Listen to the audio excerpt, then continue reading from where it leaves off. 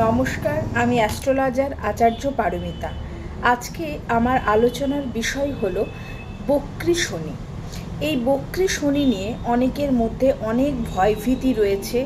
প্রচুর প্রোগ্রামও হচ্ছে অ্যাস্ট্রোলজারদের পক্ষ থেকে বক্রী শনি নিয়ে, এবং সাধারণ মানুষ ভীষণ ভয়ও পাচ্ছেন ব্যাপারটাকে নিয়ে। কিন্তু বিষয়টা কি সত্যি ভয়ের বিষয়? সেটাই হচ্ছে আজকে আমার আলোচনার বিষয়। প্রথমেই আমি বলবো যে বক্রী গ্রহ কাকে বলে। বক্রী গ্রহ তাকেই বলে, বা রেট্রোগ্রেড প্ল্যানেট তাকেই বলে, যখন পৃথিবী যে গতিতে ছুটে চলেছে, যখন তার সঙ্গে সমান্তরাল গতিতে কোনো গ্রহ ছুটতে পারছে না, শ্লথ বা মন্দগতি হয়ে গেছে, তখনই তাকে বলা হয় বক্রী গ্রহ বা রেট্রোগ্রেড প্ল্যানেট। এবার শনি কি, এটা আমাদেরকে একটু জানতে হবে।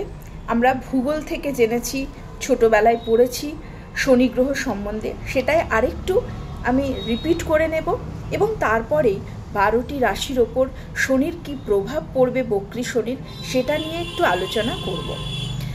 সূর্যকে পরিক্রমা করতে শনি গ্রহের সময় লাগে 29 বছর 5 মাস 16 দিন 23 ঘন্টা 16 মিনিট, এবং নিজের কক্ষপথে একবার ঘুরতে তার সময় লাগে 17 ঘন্টা 14 মিনিট 24 সেকেন্ড। একটি রাশিতে শনি থাকে 30 মাস, একটি নক্ষত্রে থাকে 400 দিন, এবং একটি নক্ষত্র চরণ বা নক্ষত্র পাদে থাকে 100 দিন।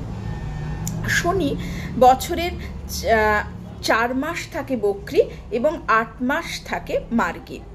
অর্থাৎ আমরা জানতে পারি শনির এই বক্রী এবং মার্গী হওয়ার ব্যাপারটা কিন্তু ভীষণ নর্মাল। মানে প্রকৃতির অন্যান্য ঘটনাগুলি যেমন প্রাকৃতিকভাবেই ঘটে, নর্মালি ঘটে, সেরকম কিন্তু এই ঘটনাটাও একটা প্রাকৃতিক ঘটনা। এটাকে নিয়ে অহেতুক ভয় পাওয়ার কিছু নেই। তবু আমি বলবো, যাদের ন্যাটাল চার্টে বা যাদের জন্মছকে শনির অবস্থান খারাপ, তাদের হয়তো সাময়িক কিছু সমস্যা উৎপন্ন হতে পারে, কিন্তু সেটা সাময়িক, সেটা কিন্তু কখনোই দীর্ঘস্থায়ী নয়। তাহলে তো এরকম হতো যে শনি যখন বক্রী হতো, বা শনির যখন দশা চলতো, শনির যখন সাড়ে সাতি চলতো, তাহলে তো মানুষের জীবন শেষ হয়ে যেত। কিন্তু তেমনটা তো হয় না। শনির সাড়ে সাতিতে, শনির মহাদশা অন্তর্দশায় অনেকে এমন উঁচু স্থান পান, এমন তাদের সর্বদিকে বিকাশ হয়, যেটা হয়তো তারা সারা জীবন মনে রেখে দেন। অতএব সাড়ে সাতি এলো মানেই আমার খারাপ হয়ে যাবে, বা শনি বক্রী হয়ে গেল মানে আমার খারাপ হয়ে যাবে, এরকমটা কিন্তু নয়। এবার আমরা 12টি রাশির সাপেক্ষে শনির কি ভূমিকা হবে বক্রী শনির, সেটা একটু জেনে নিই। প্রথমে আমি বলবো মেষ রাশির কথা। মেষ রাশির তো এমনিতেই সাড়ে সাতি চলছে, তো বক্রী শনির ফলে মেষ রাশির মধ্যে এই যে শনির সাড়ে সাতি এবং বক্রী শনি, এর ফলে মেষ রাশির জাতক জাতিকাদের সাময়িক একটা কি হবে, তারা একটু অন্তর্মুখী হবে বা ইন্ট্রোভার্ট হয়ে যাবে।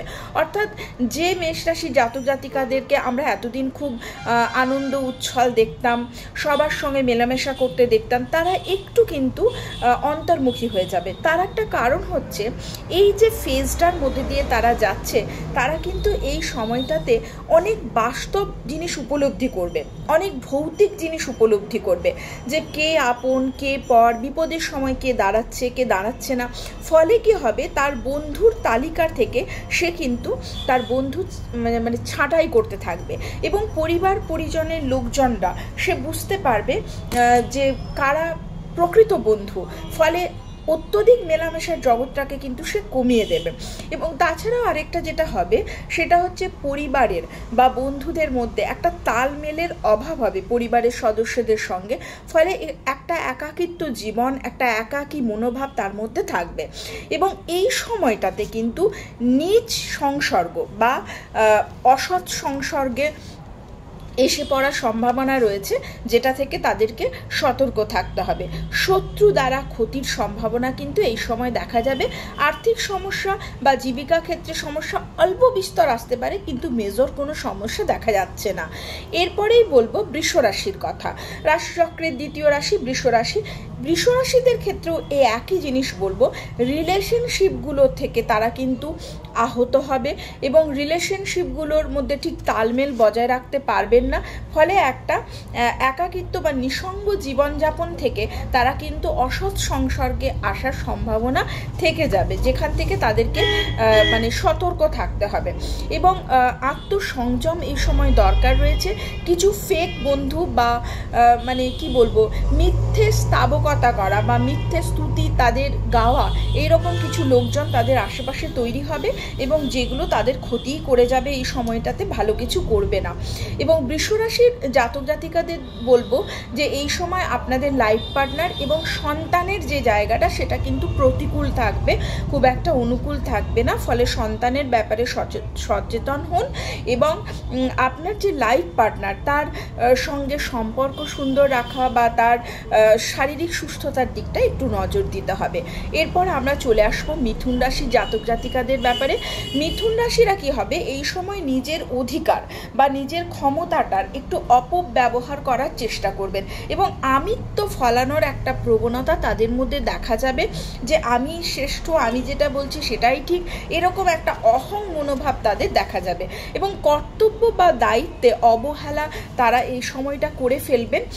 কিন্তু আমি এটুকু বলতে পারি যে এই শনি বক্রী থাকাকালীন তারা যদি তাদের কর্তব্যে অবিচল থাকেন, তাদের দায়িত্বগুলো যদি ঠিকমতো পালন করেন এবং আলস্য যদি পরিত্যাগ করেন, কারণ এই সময় আলস্য আসবে, তাহলে কিন্তু মিথুন রাশির জাতক জাতিকা যে অভাবনীয় সাফল্যটা এই পিরিয়ডটাতে পাবেন সেটা বলাই বাহুল্য। হঠাৎ করে তাদের ব্যবসা যারা করছেন তাদের হঠাৎ করে মুনাফা লাভ বা হঠাৎ করে কোনো লটারি প্রাপ্তি, চাকুরি ক্ষেত্রে হঠাৎ করে পদোন্নতি, যারা মানে অনলাইন কাজ করেন তাদের হঠাৎ ভাইরাল হয়ে যাওয়া, যারা ইউটিউবে কাজ করেন, এইরকম কিন্তু একটা প্রবণতা দেখা যাচ্ছে। অর্থাৎ দেখা যাচ্ছে যে এই সময়টা মিথুন রাশির জাতক জাতিকা কিন্তু অসম্ভব প্রতিষ্ঠা পাবেন যদি তারা আলস্য পরিত্যাগ করেন, দায়িত্বে কর্তব্যে যদি অবিচল থাকেন। এরপর বলবো কর্কট রাশির জাতক জাতিকা। কর্কট রাশির জাতক জাতিকাদের এই সময়টাতে না ভীষণ আলস্য কাজ করবে, তাদের নিজেদের যে সম্পত্তি, নিজেদের যে ধন সম্পদ তার রক্ষণাবেক্ষণ ঠিক মতন তারা করতে চাইবে না, দায়িত্বে একটা বেপরোয়া ভাব দেখা যাবে, এইটা কিন্তু তাদেরকে পরিত্যাগ করতে হবে। ধার্মিক ক্ষেত্র বলুন, আর্থিক ক্ষেত্র বলুন, সব কিছুতেই একটা সামান্য অল্প মানে কি বলবো সমস্যায় তারা ঘিরে থাকবে। এইটাকে তারা যদি অতিক্রম করতে পারে তাদের এমন কিছু খারাপ এই শনির বক্রত্বকালে হবে না। এবং আমি বলবো যে মিথুন রাশির নিজেদের যে দার্শনিক মনোভাব রয়েছে, যে আধ্যাত্মিক মনোভাব, কর্কট রাশির যে দার্শনিক মনোভাব রয়েছে, যে আধ্যাত্মিক মনোভাব রয়েছে, যে ধার্মিক জ্ঞান রয়েছে, তারা সেটাকে যদি অপব্যবহার না করে সেটা যদি সৎ ব্যবহার করে তাহলে কিন্তু এই সময়টাতে তারা শুভ ফল পাবে, অশুভ ফল পাবে না। এই সময় কর্কট রাশির দেখা যাচ্ছে যে তারা পুরনো ঘর বাড়ি যেটা তারা উত্তরাধিকার সূত্রে পেয়েছেন সেটাকে মেরামত করে তাতে বসবাস করা, তাতে নবীনীকরণ করার একটা সম্ভাবনা কিন্তু দেখা যাচ্ছে। সিংহ রাশির জাতক জাতিকাদের বলবো যে এই সময় ওই যে বললাম আগের কয়েকটা রাশির ক্ষেত্রে জ্ঞানের অপব্যবহার করা, বিদ্যার অপব্যবহার করা, ঠিক সিংহ রাশির ক্ষেত্রেও তাই হবে। তারা এই সিংহ রাশির অনেক জাতক জাতিকা যারা খুব শিক্ষিত, যারা জ্ঞানী, তারাও কিন্তু এই সময় কিছুটা বিভ্রান্ত হয়ে গিয়ে কিছুটা পরিস্থিতির চাপে পড়ে তখন কালা জাদু বা ব্ল্যাক ম্যাজিক, বশীকরণ, এগুলোতে তারা কিছুটা বিশ্বাসী হয়ে পড়বেন।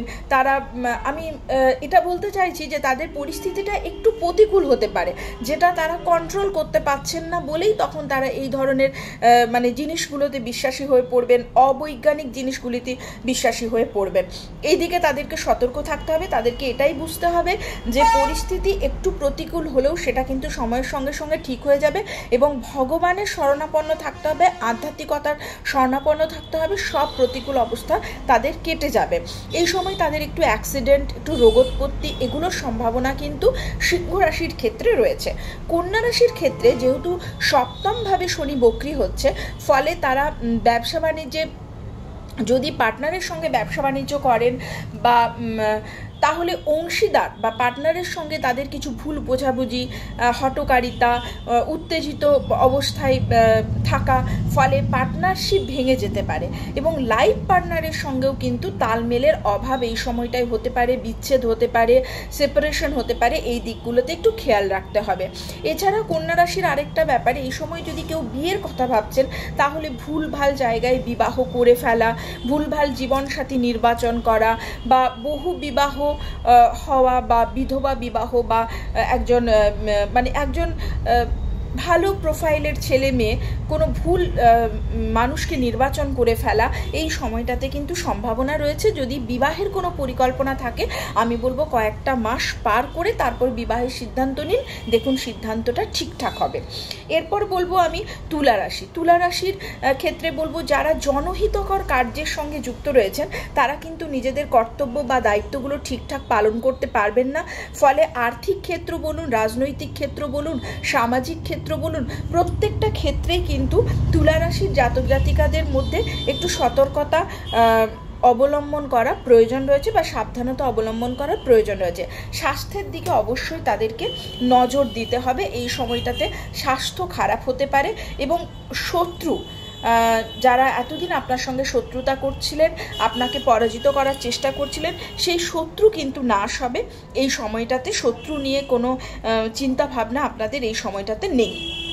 আচ্ছা, বৃশ্চিক রাশির জাতক জাতিকাদের জন্য বলবো যে আপনাদের বৃশ্চিক রাশির যারা জাতক জাতিকার তারা সন্তানের প্রতি একটু নজর দিন। সন্তানের জায়গা নিয়ে একটা সমস্যা কিন্তু আপনাদের তৈরি হতে পারে, এবং আমি বলবো যে ভুলভাল মানুষকে প্রেম করা বা রিলেশনশিপ থেকে কোনো সমস্যা উৎপন্ন হওয়া, এগুলির সম্ভাবনা কিন্তু রয়েছে। সেই জায়গাটাতে একটু সতর্কতা অবলম্বন করা প্রয়োজন আছে। ধনুরাশির জাতক জাতিকাদের জন্য বলবো, ধনুরাশির ক্ষেত্রে কি হবে যে আপনারা ওভার থিঙ্কিং করবেন বা অতি ভাবুক হবেন, এবং আপনাদের এই ওভার থিঙ্কিং করার জন্য বা অতি ভাবুক হওয়ার জন্য কিছু মানুষ আপনাদের দুর্বলতার সুযোগ নেবে। এই সময় গৃহহারা বা বাড়ি ছাড়া হতে পারেন, বা মা বা মাতৃস্থানীয় ব্যক্তির সঙ্গে সম্পর্ক খারাপ, বা তাদের শরীর স্বাস্থ্য নিয়ে কিছু সমস্যা, বা মাতৃসুখে হানি, এই জায়গাটা কিন্তু একটু দেখা যাচ্ছে। এরপর বলবো আমি মকর রাশি। মকর রাশিদের ক্ষেত্রে ছোট ভাই বোনের সঙ্গে কোনো বিরোধ উৎপন্ন হতে পারে, ছোট ভাই বোনের সঙ্গে সম্পর্কের কোনো অবনতি হতে পারে, এই ব্যাপারটা রয়েছে। খুব পরিশ্রম করে একটু লাভ, তবে এই সময় আপনাদের পরাক্রম কিন্তু ভীষণভাবে বৃদ্ধি পাবে, দাপট বা পরাক্রম। আর আপনাদের মধ্যে না কি হবে যে অতিরিক্ত পরিশ্রমের ফলে যেহেতু রেজাল্টটা একটু কম পাওয়া যাবে, সেহেতু কিন্তু আপনাদের মধ্যে একটা ডিপ্রেশন বা অ্যাংজাইটিও তৈরি হতে পারে। কুম্ভ রাশির ক্ষেত্রে এবার বলবো, কুম্ভ রাশির যারা জাতক জাতিকা রয়েছেন তাদের কিন্তু এই সময়টা মানে পার্থিব জিনিসগুলির প্রতি না ছুটে টাকা সম্পদ এরকম না করে আপনারা যদি একটু বাস্তববাদী চিন্তা করেন, আপনারা কিন্তু অনেক সুস্থ এবং ভালো থাকতে পারবেন। শরীরের যত্ন নিতে হবে এই সময়, এবং অপ্রাসঙ্গিক অনুচিত কোনো কুরুচিকর কথা এই সময় বলবেন না, তাহলে আপনার রিলেশনশিপগুলো কিন্তু এই সময় নষ্ট হতে পারে। আপনার কথার কারণে আপনার সম্পর্কের অবনতি হতে পারে, এবং অবশ্যই আপনাকে একটু বাস্তববাদী হতে হবে, কারণ আপনি এই সময়টাতে অনেক বেশি পার্থিব জিনিসগুলোর প্রতি ছুটবেন, এবং সেগুলো যখন আপনি অ্যাচিভ করতে পারবেন না, তখন কিন্তু আপনার মধ্যে তীব্র হতাশা বা নিরাশা উৎপন্ন হবে। মীন রাশির জাতক জাতিকাদের বলবো এই সময় প্রচণ্ড অহংভাব আসবে, সমঝোতা করার যে প্রবণতা সেটা আপনার নষ্ট হবে। সবসময় মনে হবে না আমি সমঝোতা করব না, আমি অহং নিয়েই থাকবো, ইগো প্রচণ্ড এই সময় বৃদ্ধি পাবে। এই ব্যাপারটাতে একটু সতর্ক থাকতে হবে। জেদ, হটকারিতা এবং অহং, এটাকে যদি আপনি দূরে সরিয়ে রাখতে পারেন, এই সময়টা আপনার জন্য খুবই লাভদায়ক হবে, এবং দেখা যাচ্ছে যে রাজার মতন বৈভব বা রাজাতুল্য ঐশ্বর্য আপনি এই শনির বকরি থাকাকালীন আপনি ভোগ করতে পারবেন, আপনি অনেক উন্নতি লাভ করতে পারবেন। এই সময়টাতে আপনার মধ্যে ভীষণ হতাশা, নিরাশা, আলস্য আসবে, যেটাকে আপনাকে দূরে সরিয়ে রেখে আপনি কাজে মন দিন। আপনার যা সাফল্য বকরি শনি দিয়ে যাবে তা অন্য কোনো সময় আপনি পাবেন না। একটু আমি বলবো ধৈর্য ধরে একটু সতর্কভাবে মীন রাশির জাতক জাতিকাদেরকে থাকতে হবে। সাফল্য কিন্তু আপনার আসছে, এটা আপনি একদম নিশ্চিত করে থাকুন। তবে আলস্য দূর করতে হবে, কর্তব্যগুলোকে ঠিক রাখতে হবে, দায়িত্বগুলোকে ঠিক রাখতে হবে, এবং ভীষণ পজিটিভ চিন্তাধারা রাখতে হবে, এইটুকু বলতে পারি। তাহলে আমি আশা করি আপনাদেরকে বোঝাতে পারলাম যে শনির বক্রি থাকাকালীন কোনো চিন্তা করার কোনো কারণ নেই। প্রত্যেক সময়ই আপনারা যেমন থাকেন খারাপ ভালো মিশিয়ে এই সময়টাতেও তাই থাকবেন, তবে যেটুকু খারাপ আছে সেটুকু সাময়িক, এই সময়টা কেটে যাবে। 4-5 মাস পরে দেখবেন একদম সব কিছু নর্মাল হয়ে যাচ্ছে। আর যেটুকু সামান্য প্রবলেম রয়েছে সেটুকু রেমেডির মধ্যে দিয়ে কিন্তু আপনাদের ঠিক করা সম্ভব। আজকের মতন আসি, সকলে খুব ভালো থাকবেন, সুস্থ থাকবেন, আনন্দে থাকবেন। নমস্কার।